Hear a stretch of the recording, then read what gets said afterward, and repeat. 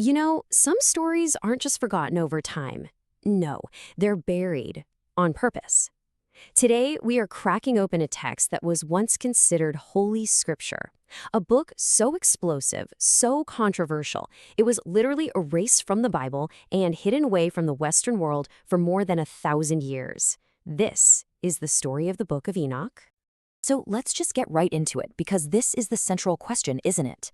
What could possibly be written on a set of ancient pages that would make the most powerful religious authorities of the day not just disagree with it, but actively curse it, ban it, and try to hunt down and destroy every single copy?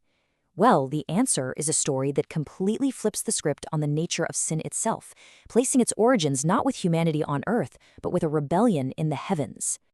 Now, here's the thing you gotta understand. Before it was condemned, the Book of Enoch wasn't some fringe, obscure text. It held a place of real honor.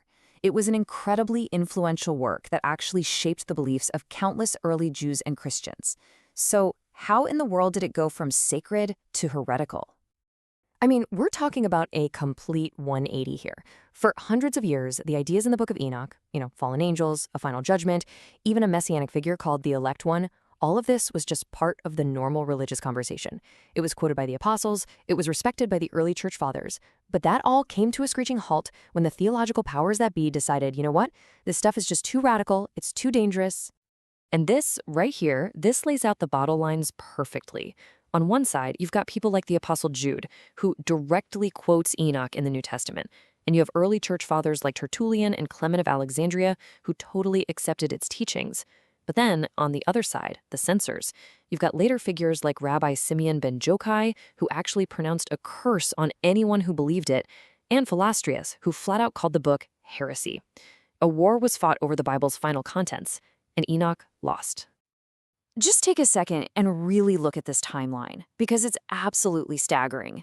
After it gets condemned, the book just vanishes from the entire Western world. Can you imagine that?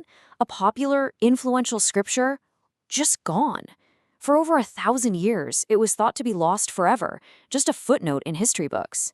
It wasn't until 1773 that an explorer named James Bruce found copies that had been perfectly preserved by the Ethiopian church, which, get this, had kept it in their Bible the entire time.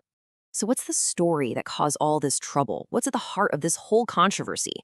Well, you find it in the very first section of the book, which is called the Book of the Watchers. And it's a tale not about human failure, but about a rebellion that started in heaven itself. This is the story they tried so desperately to erase. All right, so here's where it all kicks off. The Watchers, who were a specific class of angels assigned to, watch over humanity. They looked down from heaven, and they saw the daughters of men, and they were consumed by lust. This wasn't just a passing temptation. This was a desire so powerful, so overwhelming, that it would lead them to betray their holy nature and violate their sacred duty. And the scale of this thing is what's truly mind-blowing. This wasn't one or two rogue angels having a moment of weakness. No, this was a coordinated, planned insurrection. 200 of the Holy Watchers, an entire legion of them, conspired together. They came down to earth on Mount Hermon, which fittingly means curse, to swear an oath and seal their forbidden pact. And make no mistake, they knew exactly what they were doing. This was a premeditated act. Their leader, an angel named Semjaza, he even says it right here. He's afraid. He tells the others he's worried they won't go through with it, and he'll be left alone to pay the price for a great sin. But that fear, it didn't stop them. Instead, they all swore a binding oath together, sealing their fate as one. The rebellion was on. So what happens when the divine and the mortal mix in this forbidden way? Well, it was an abomination, and from this unholy union, a new kind of horror was unleashed on the earth. The age of humanity was about to be violently replaced by an age of monsters. The children of the Watchers and the human women were called the Nephilim. The text describes them as great giants, these massive beings with an appetite that could never be satisfied. They started by just consuming everything humanity had produced. All the food, all the livestock, every last bit of grain. Everything people had worked for was just devoured by these monstrous children.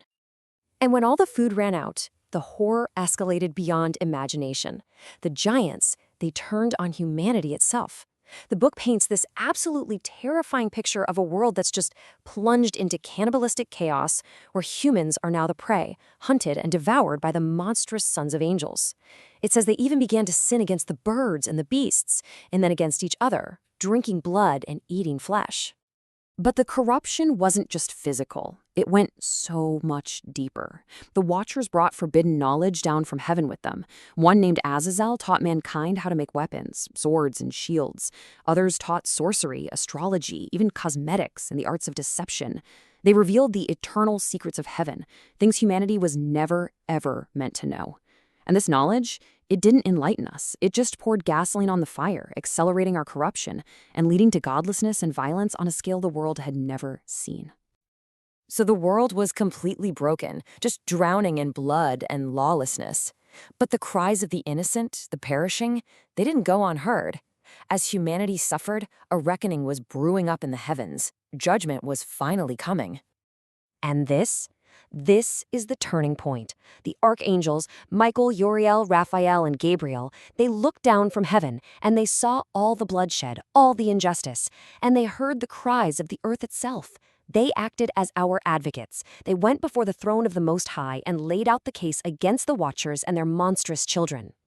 So God's response isn't just one big hammer strike. It's surgical. It's a methodical, four-part plan to cleanse the world. And each part of the punishment fits the crime perfectly. First, Uriel is sent to warn Noah to save a righteous bloodline. Then, Raphael is ordered to bind Azazel, the one who taught war, and throw him into total darkness. Gabriel is sent to incite a civil war among the giants, to make them destroy each other. And finally, Michael's job is to bind Samjaza and all the other 200 Watchers. And the judgment was absolute and horrifying.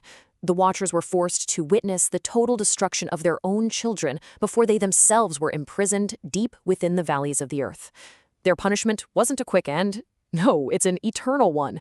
They are to be bound there for 70 generations, just waiting for a final fiery judgment at the end of days. Okay, so now that we have this story, this insane tale of heavenly rebellion, giant monsters, and divine retribution, we can finally go back to that first question and really understand why this text was considered so dangerous. This wasn't just some myth. This was a direct threat to the entire theological order they were trying to build. I mean, just think about the implications here. The story we all learn from Genesis, it puts the blame for sin squarely on human shoulders. Adam, Eve, the apple, you know the drill. But Enoch presents this radical alternative, that the worst sins were actually imported to earth by God's own angels.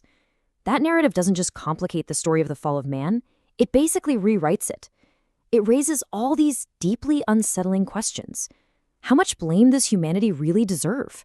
Could God's own servants rebel so catastrophically? For later theologians trying to build a neat, tidy doctrine, this messy story of heavenly corruption and monster hybrids, it was a theological virus, and it had to be wiped out. And you can even see the cover-up right in the name they gave the book. It was labeled Apocrypha, which comes from a Greek word that means hidden or secret. Now, originally, that was actually a compliment. It meant the book's teachings were so sacred and profound that they were reserved only for the truly wise. But as the book became more controversial, that meaning got twisted. Hidden no longer meant sacred, it meant forbidden, heretical, something to be locked away and kept out of sight. And this just shows you how intense the opposition became. It wasn't enough to just exclude the book from the Bible. Oh no. Authorities like Rabbi Simeon ben Jakkai took it a step further, literally pronouncing a curse upon anyone who read it and believed its words. This was a deliberate, organized campaign to not just discredit the book, but to completely destroy its influence and make sure its dangerous story stayed buried. So the bottom line is this. The Book of Enoch gives us a radically different version of our ancient past, one that was intentionally and systematically suppressed. And it forces you to ask the question, if a story this significant, this fundamental, could be erased from our most sacred texts and lost to the world for over a millennium, what other truths, what other histories might still be hidden from us?